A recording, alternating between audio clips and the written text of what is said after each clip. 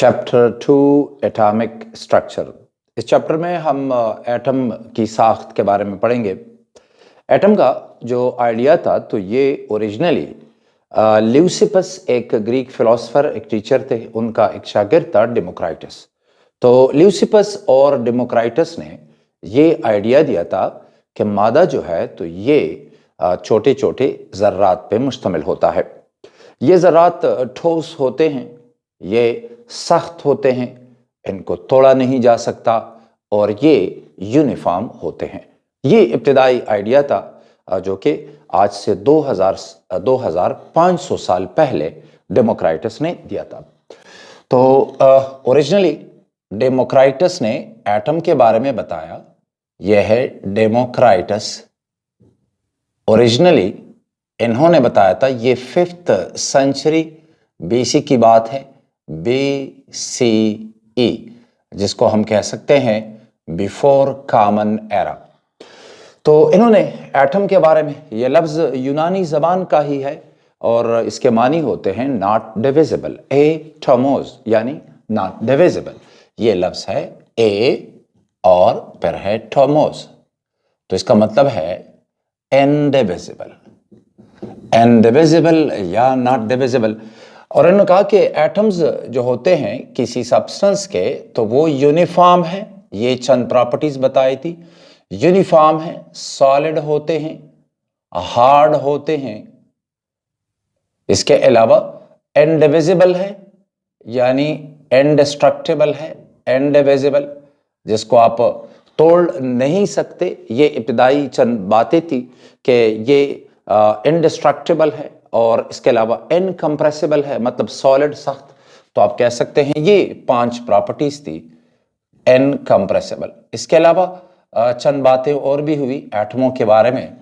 बहरहाल इसके बाद ये बात चलती रही मुख्तलिफ कल्चर से, मुख्तलिफ सिविलाइजेशन से होते हुए 1803 में एक प्राइमरी स्कूल टीचर थे जॉन डाल्टन। तो इन्होंने एटम के बारे में एक थ्योरी दी थी। 1803 में जॉन डाल्टन ने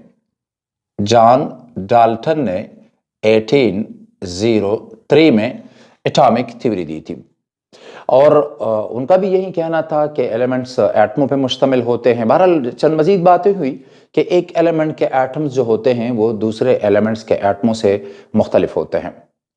तो इसके बाद 1803 जॉन डाल्टन के बाद जो है तो 1897 में अब तक जो बात आ रही थी वो ये थी कि एटम नॉट डिविजिबल। तो 1897 में सर जोसेफ जॉन थॉमसन ने कैथोड रेज डिस्कवर की और इलेक्ट्रॉन डिस्कवर हुआ। तो इस बात का खात्मा हुआ कि एटम जो है वो डिविजिबल नहीं है। तो 1897 में ये आते हैं। 1897 में सर जोसेफ जॉन थॉमसन, जो कि सिंपली हम कहते हैं जे थॉमसन। तो जे थॉमसन जो थे तो इन्होंने बात की थी, ये इलेक्ट्रॉन की डिस्कवरी है और जो ईयर है वो है 1897। तो इलेक्ट्रॉन डिस्कवर हुआ, फिर मजीद पार्टिकल भी डिस्कवर होते गए। 1897 के बाद फिर 1909 में 1909 में रदरफोर्ड ने अपना एक मशहूर जो इनका गोल्ड फाइल एक्सपेरिमेंट है वो परफॉर्म किया कि जिसमें गोल्ड फाइल जो था तो उसको अल्फा पार्टिकल से बम्बार्ड किया और उसके इर्द गिर्द फोटोग्राफिक प्लेट थी। तो जो अल्फा पार्टिकल थे वो उस गोल्ड फाइल से, जो बारीक शीट थी, उससे पास होते गए और उसकी बुनियाद पे उन्होंने एटम का आइडिया दिया था।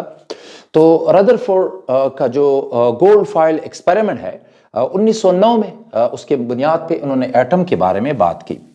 तो रदरफोर्ड का नाम आता है इसकी हिस्ट्री में, रदरफोर्ड, और ये है 1909 में।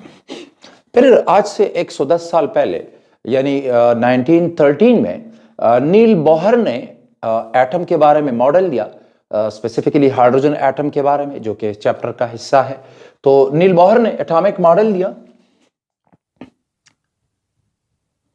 नील बोहर 1913 में, 1913 में इन्होंने मॉडल दिया एटम के बारे में। बहरहाल हर एक जो मॉडल था यहाँ पे अब तक जो पूरी हिस्ट्री है, तो हर एक मॉडल में ड्रॉबैक्स हुआ करती थी और नई चीजें डिस्कवर होती गई, नए आइडियाज आते गए। पर जो लेटेस्ट मॉडल था अराउंड 1926 जो एक जर्मन मैथमेटिशियन थे श्रोडिंगर, और उन्होंने एटम के बारे में वेव मैकेनिकल मॉडल दिया। और इसके साथ साथ हाइजेनबर्ग एक बड़ा नाम है साइंस की दुनिया का, तो हाइजेनबर्ग ने भी इसमें अपनी कंट्रीब्यूशन डाली। और आजकल जिसे हम एक्सेप्ट करते हैं, जो वाइडली एक्सेप्टेड है, तो वो क्वांटम मैकेनिकल मॉडल है ऑफ द एटम। सो ये मॉडर्न दौर का है क्वांटम मैकेनिकल मॉडल, और नाम इसका बड़ा नाम श्रोडिंगर है। इन्होंने ये मॉडल दिया था श्रोडिंगर। साथ साथ इसके साथ हम हाइजेनबर्ग का भी जिक्र करते हैं। हाइजेनबर्ग ये तकरीबन 1926 अराउंड इस ईयर में, बिकॉज इसमें मजीद चीज़ें डालते गए साइंटिस्ट। और मॉडर्न जो आप एटम के बारे में बात कर सकते हैं वो ये है कि ये किसी एक साइंटिस्ट की कंट्रीब्यूशन नहीं है, बल्कि ये ह्यूमन हिस्ट्री है। तो जो मॉडर्न मॉडल है जिसको हम कहते हैं वेव मैकेनिकल मॉडल, ये हमें क्या देता है? ये हमें मुख्तलिफ प्रॉपर्टीज एटम की देता है। फॉर एग्जाम्पल इसका आइडिया जो है कि इलेक्ट्रॉनिक ऑर्बिटल होते हैं। तो ये चंद एक अहम एप्लीकेशंस की बात मैं कर रहा हूं और फिर टॉपिक स्टार्ट होगा। इलेक्ट्रॉनिक ऑर्बिटल, इन्होंने एनर्जी लेवल्स की बात की। एटॉमिक ऑर्बिटल लाइक SPDF जो सब एनर्जी लेवल है उनमें ऑर्बिटल्स होते हैं। और फिर है एनर्जी लेवल्स की बात की, एनर्जी लेवल्स। इस मॉडल की बुनियाद पे, यानी जो श्रोडिंगर का वेव मैकेनिकल मॉडल है, तो इसकी बुनियाद पे जो आप पढ़ते हैं क्वांटम नंबर्स, तो वो श्रोडिंगर के मॉडल से ही आए हैं। क्वांटम नंबर्स, या इसके अलावा जो ये है क्वांटम नंबर्स, तो ये इनकी एप्लीकेशंस हैं क्वांटम नंबर्स। या इसके अलावा जो वेव नेचर डुअलिटी है कि छोटे पार्टिकल जो हैं तो वो वेव बिहेवियर भी रखते हैं और पार्टिकल बिहेवियर भी रखते हैं। वेव नेचर डुअलिटी को हाइजेनबर्ग ने एक्सप्लेन किया था। मजीद चीजें जो इस पे आती हैं तो वो है टनलिंग इफेक्ट, और एक और बड़ा टॉपिक है, ये है टनलिंग इफेक्ट। ये एक्सप्लेन करता है टनलिंग इफेक्ट को भी। या इसके अलावा जो क्वांटम एंटेंगलमेंट है, क्वांटम एंटेंगलमेंट, बड़ी चीजों में ये जो वेव मैकेनिकल मॉडल है तो ये एक्सप्लेन करता है एटॉमिक स्पेक्ट्रा को। एटॉमिक स्पेक्ट्रा के रेडिएशन जो खारिज होती है जब इलेक्ट्रॉन हाई लेवल से लोअर में गिरते हैं, तो ये तमाम आइडियाज जो थे स्पेक्ट्रम वगैरह के, तो इन्होंने ये दिए थे। साथ साथ इलेक्ट्रॉन्स की जो मैग्नेटिक प्रॉपर्टी है, इलेक्ट्रॉनिक चार्ज पार्टिकल है, स्पिन करता है, रोटेशन करता है, और इसका अपना मैग्नेटिक फील्ड होता है। तो जो इसकी जो मैग्नेटिक प्रॉपर्टीज हैं तो वो भी इसकी बुनियाद पे आई। इसके अलावा इलेक्ट्रॉन की स्पिन की बात, इसकी इलेक्ट्रॉन की स्पिन जो इलेक्ट्रिक स्पिन है, ये दोनों अटैच हैं। तो ये आप देख सकते हैं कि कुछ एडवांस आइडियाज मिले। और ये जो बात यहां से आई थी, यानी 5th सेंचुरी BC में 1926 तक, तो ये तकरीबन 2500 साल का अरसा बनता है। ये इतने ईयर्स जो हैं ये लगे हैं, यानी ओरिजिनल जो क्रूड आइडिया था और फिर एडवांस जो एटॉमिक स्ट्रक्चर। इसी सिलसिले में आज ये पहला टॉपिक है डिस्कवरी ऑफ द इलेक्ट्रॉन।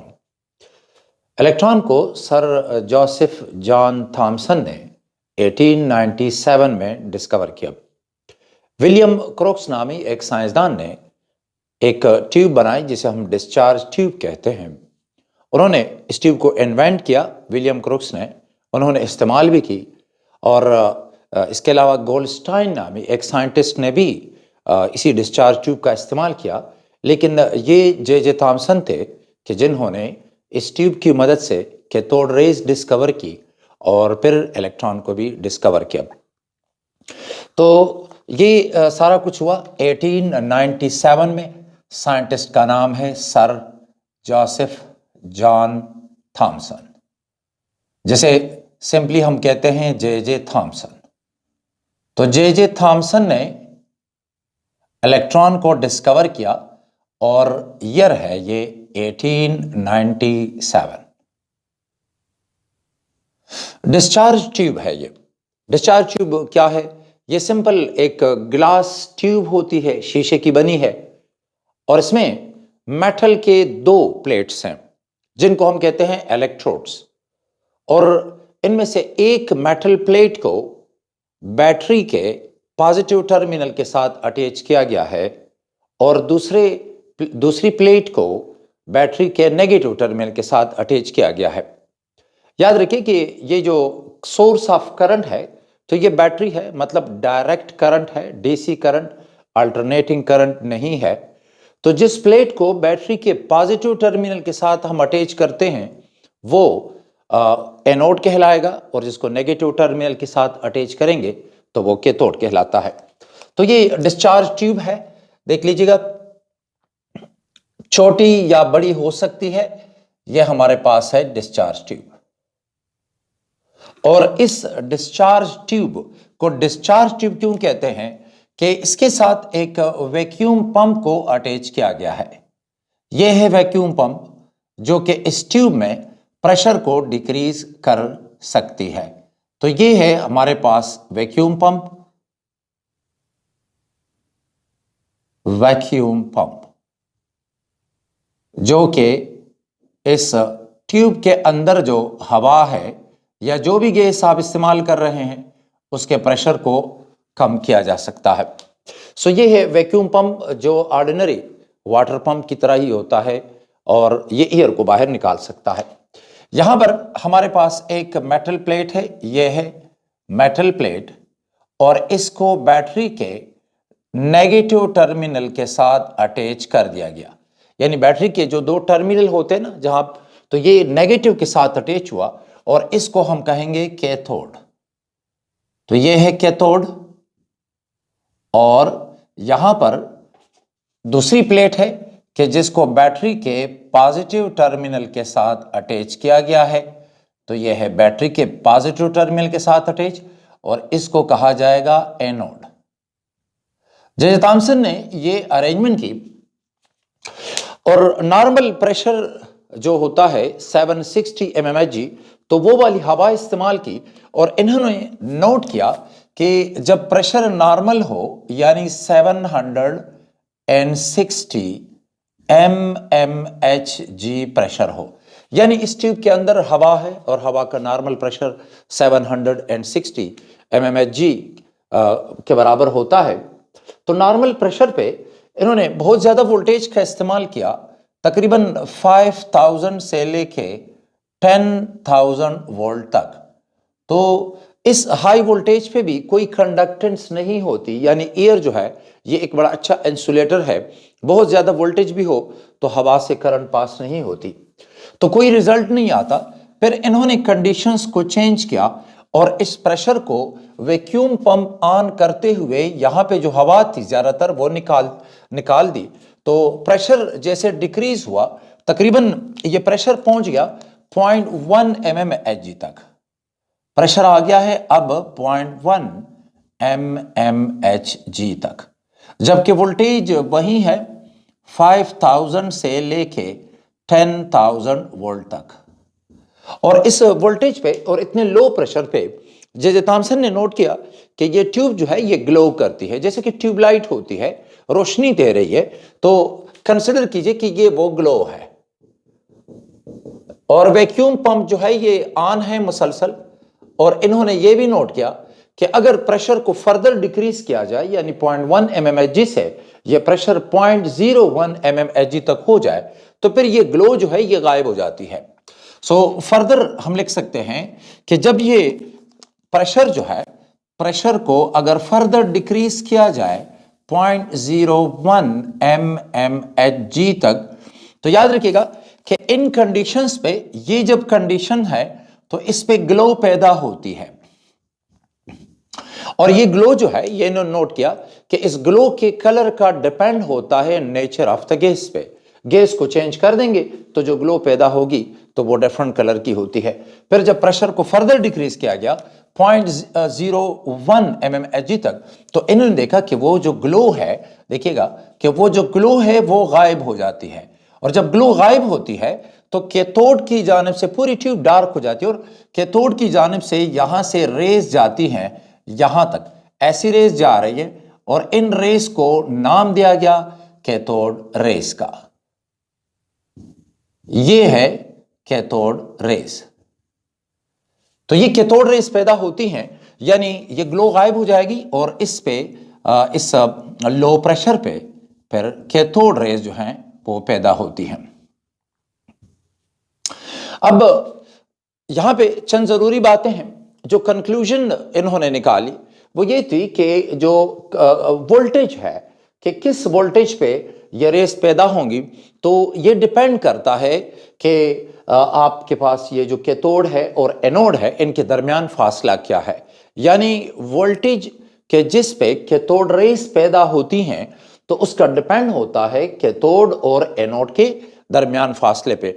अगर कैथोड और एनोड करीब करीब है, मतलब डिस्चार्ज ट्यूब अगर छोटी है, तो फिर कम वोल्टेज पे कैथोड रेस पैदा होती हैं। लेकिन अगर एक लंबी डिस्चार्ज ट्यूब ले ली जाए कि जिसमें कैथोड और एनोड के दरमियान फासला ज्यादा हो, तो फिर बहुत ज्यादा वोल्टेज जो है वो दरकार होती है।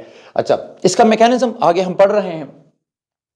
एक बात तो यह है, कंक्लूजन में आप ये लिखेंगे कि जो पहली बात है वो ये है कि voltage at which cathode rays जो है वो पैदा होती है तो वो डिपेंड करती है डिस्टेंस बिटवीन द इलेक्ट्रोड्स।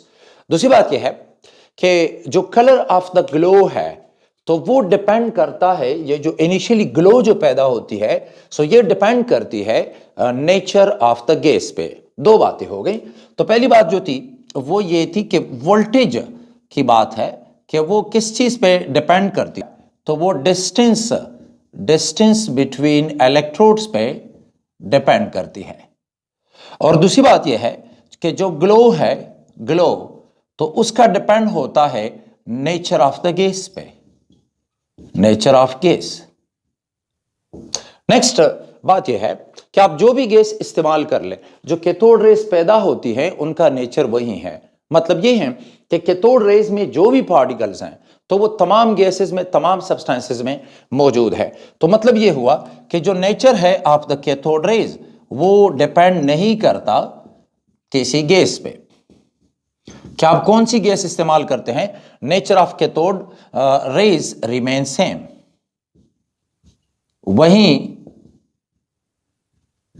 वही नेचर रहेगा चाहे आप जो भी गैस इस्तेमाल कर ले। और एक और अहम बात कि आप यहां पर कोई भी गैस इस्तेमाल कर सकते हैं, आप किसी सब्सटेंस के वेपर्स भी इस्तेमाल कर सकते हैं, इवन आप वाटर वेपर्स भी इस्तेमाल कर सकते हैं, लेकिन एक बात है कि प्रेशर इंतहाई लो हो। तो ये एक्सपेरिमेंट जे थॉमसन ने परफॉर्म किया और इसकी मदद से कैथोड रेस जो हैं वो डिस्कवर हुई। कैथोड रेस जो है वो दर हकीकत रेस नहीं है उस तरह जैसे कि इलेक्ट्रोमैग्नेटिक रेडिएशन होती है। कैथोड रेस जो हैं ये छोटे छोटे ज़र्रात पे मुश्तमिल होती हैं और इन ज़र्रात को इलेक्ट्रॉन्स कहा जाता है।